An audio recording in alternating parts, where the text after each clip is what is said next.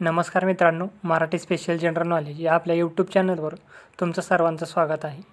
आजचा पहिला प्रश्न आहे, मन वढाये वढाये उभ्या पिकातलं ढोर या काव्यपंक्तीतील ढोर या शब्दाचा समानार्थी शब्द ओळखा। ऑप्शन क्रमांक 1 फूल, 2 हिरवळ, 3 हृदय आणि 4 जनावर। तर ढोर या शब्दाचा समानार्थी शब्द आहे ऑप्शन क्रमांक 4 जनावर। प्रश्न दुसरा आहे, खालील शब्दाचा समास ओळखा। पालापाचोळा या शब्दाचा समास ओळखायला सांगितला आहे। ऑप्शन 1 द्वंद्व समास, 2 तत्पुरुष समास, 3 बहुव्रीही समास आणि 4 अव्ययीभाव समास। तर पालापाचोळा या शब्दाचा समास आहे ऑप्शन क्रमांक 1 द्वंद्व समास। प्रश्न तिसरा आहे, खालील म्हणीचा योग्य अर्थ ओळखा। बुडत्याला काडीचा आधार या म्हणीचा योग्य अर्थ ओळखायला सांगितला आहे।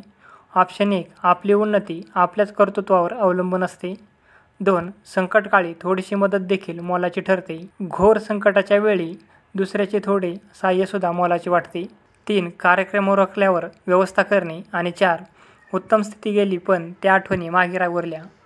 तर याचं योग्य उत्तर आहे 2। प्रश्न चौथा आहे, भुरा हे आत्मकथन कोणी लिहिले? 1 शरद बाविस्कर, 2 पु ल देशपांडे, 3 विश्राम बेडेकर आणि 4 शरणकुमार लिंबाळे। तर भोरा हे आत्मकथन शरद बाविस्कर यांचे आहे। प्रश्न पाचवा आहे, खालील वाक्यातील प्रयोग ओळखा। तिची कादंबरी लिहून झाली। 1 पुराण कर्मणी, 2 कर्मणी प्रयोग, 3 समापन कर्मणी प्रयोग आणि 4 नवीन कर्मणी प्रयोग।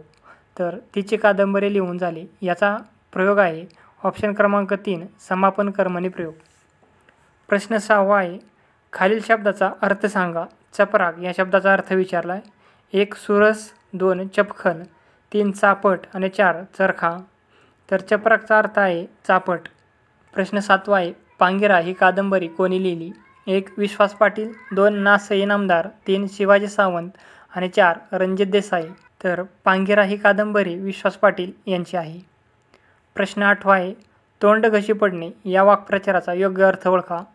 ऑप्शन 1 आहे तोंडावरचे तेज नाहीसे होणे, 2 विश्वासाच्या ठिकाणी फसगत होणे, 3 लढावयास सिद्ध होणे आणि 4 वाटेल तसे बोलणे। तर तोंड घशी पडणे याचा अर्थ आहे विश्वासाच्या ठिकाणी फसगत होणे।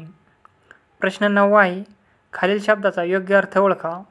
वाद या शब्दाचा योग्य अर्थ विचारला आहे। 1 संवाद, 2 सुसंवाद, 3 प्रतिवाद आणि 4 तंटा। तर वाद याचा योग्य अर्थ आहे क्रमांक 4 तंटा। प्रश्न 10 आहे, खालील वाक्यातील प्रयोग ओळखा। छकुलीने बाहुलीत झोपवले या वाक्याचा प्रयोग ओळखायला सांगितला आहे। ऑप्शन 1 आहे पुराण कर्मणी, 2 भावे प्रयोग, 3 कर्मणी प्रयोग आणि 4 समापन कर्मणी प्रयोग।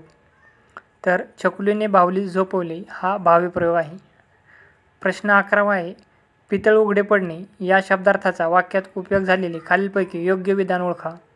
1 रामरावला लॉटरी लागून पितळ उघडे पडले, 2 जादूटोणा करणाऱ्या बंधुभावाचे विज्ञानविषयी शिकणाऱ्या शिक्षकाने पितळ उघडे पाडले, 3 प्रथम क्रमांक आल्यावर रोहनने आपल्या यशाचे गुपित सांगून पितळ उघडे पाडले आणि 4 भारताने विश्वचषक जिंकून पितळ उघडे पाडले।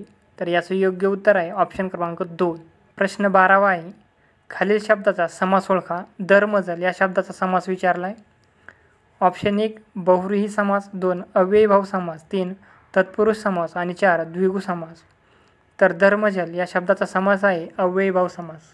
धन्यवाद मित्रांनो, अशाच नवनवीन व्हिडिओसाठी आपल्या व्हिडिओ लाईक करा आणि चॅनलला सबस्क्राईब करा।